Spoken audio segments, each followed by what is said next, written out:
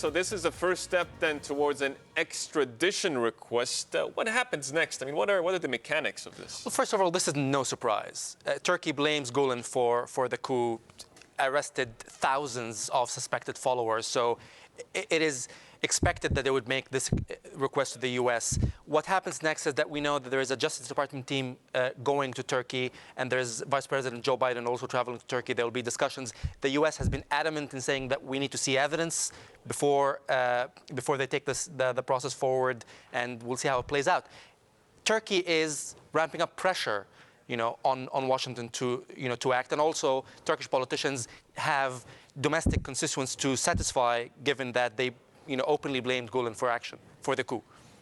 Erdogan also made his first or had his first meeting with a senior head of state, if you will, since the coup attempt. How significant is that? I mean, we keep talking about the pivot from the West towards Russia. Is it a bit too early to make that statement? It is symbolic that he chose to visit Putin after, it's kind of in your face. Yeah.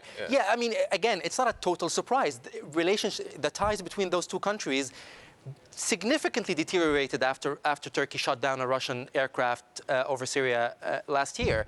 And then there was a reconciliation, a rapprochement that gained pace after the coup. However, calling it a seismic shift or this is this is a huge move.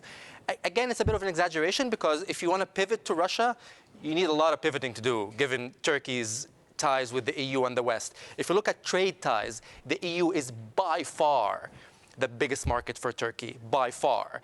If you look at Turkey's even, military, Turkey is the second biggest NATO military after the US. It relies on US and Western technology for weapons. Again, shifting that to maybe they'll do, a deal or two with Russia. But again, overall, it will take years, maybe decades for a significant shift. And we've seen similar examples in the Middle East. We've seen, ties between Netanyahu and Obama for 8 years haven't been the best, but military and security ties between the US and Israel have actually improved. Yeah. Same thing between Saudi and the US. There's been some frustration with the Obama administration. Yes, Saudi did some deals with France and did a deal investment with Russia, but still the US is by far the biggest trade partner.